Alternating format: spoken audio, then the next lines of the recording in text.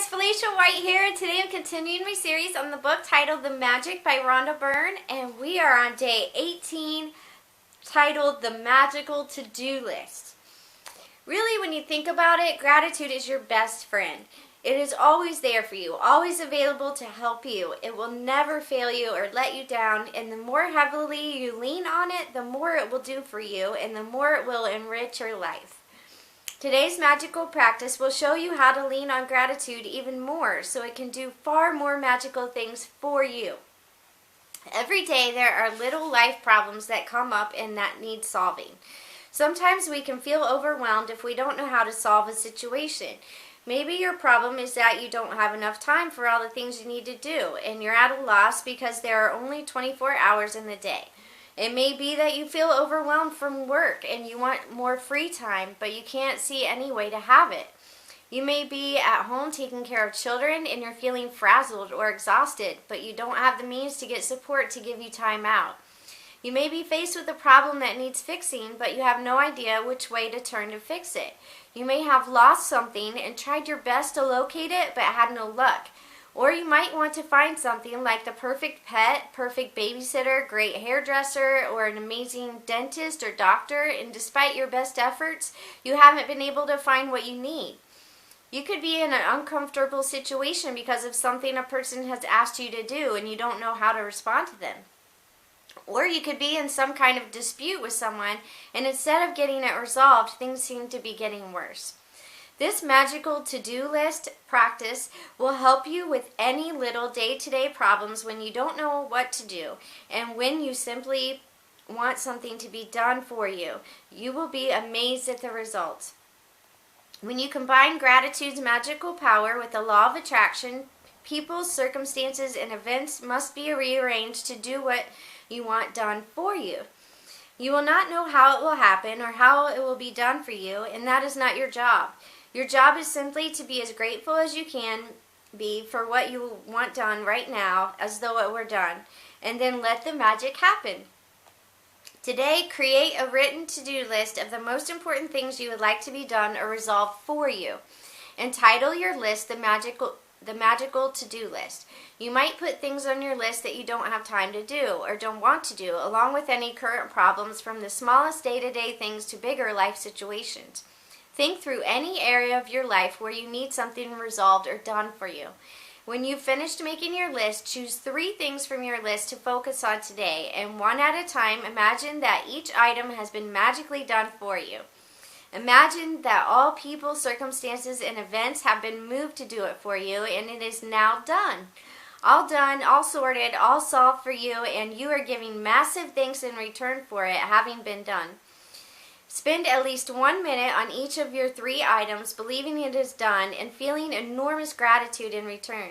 You can follow the same practice on the rest of the items on your list at another time, but there is power in simply putting the things you want done on the magical to-do list.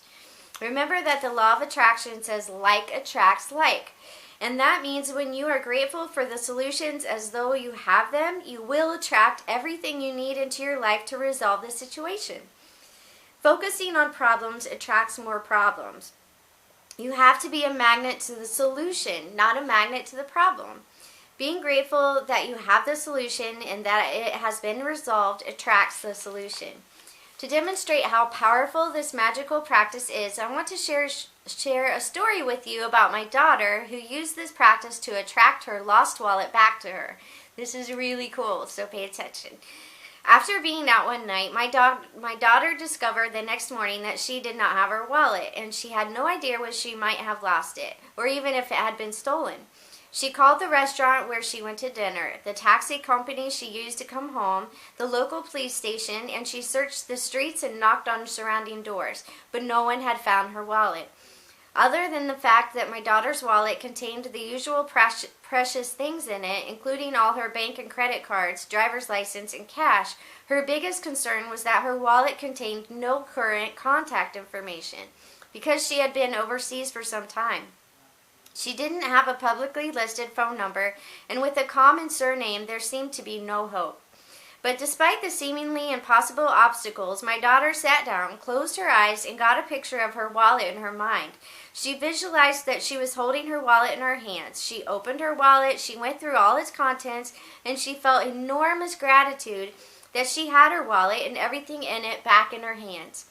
For the rest of the day, whenever she thought of it, again my daughter imagined she had her wallet in her hands, and she felt enormous elation and gratitude that her wallet had been returned to her.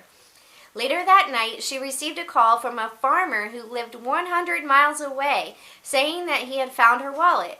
The extraordinary part of the story is that the farmer had found the wallet in the street outside my daughter's home in the early hours of the morning, and he immediately searched the wallet looking for contact details. He made several calls in trying to find its owner, but to no avail, and so he gave up and drove back to his farm with the wallet. But while he was walking out in the fields at his farm, the wallet kept nagging and nagging at him, and he decided to search through it one last time. He found a small piece of paper with a man's Christian name written on it, and so he put the Christian name together with my daughter's surname and called directory assistance. There was just one listing for that Christian name and surname. The farmer called the phone number, and it was the home of my daughter's father. To this day, we do not know how the farmer got that phone number because it was an unlisted number. We called directory assistance ourselves several times after this happened, and the response every time was, "Sorry, there's no listing for that name."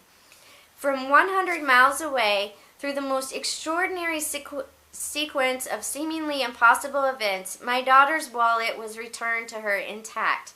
She fulfilled her part in being grateful that she had her wallet back, and as must happen, gratitude performed its magic and moved every person, circumstance, and event to return her wallet to her. The magical power of gratitude is available for you as well, and it always has been. And you just had to discover it for yourself and learn how to use it. So, magical practice number 18. Number 1, count your blessings. Make a list of 10 blessings. Write why you're grateful. Reread your list, and at the end of each blessing, say thank you, thank you, thank you, and feel as grateful for that blessing as you can. 2, create a written list of the most important things or problems you need done or solved. Title your list the Magical To-Do List. 3, choose 3 of the most important things from your list, and one at a time, imagine that each thing has been done for you.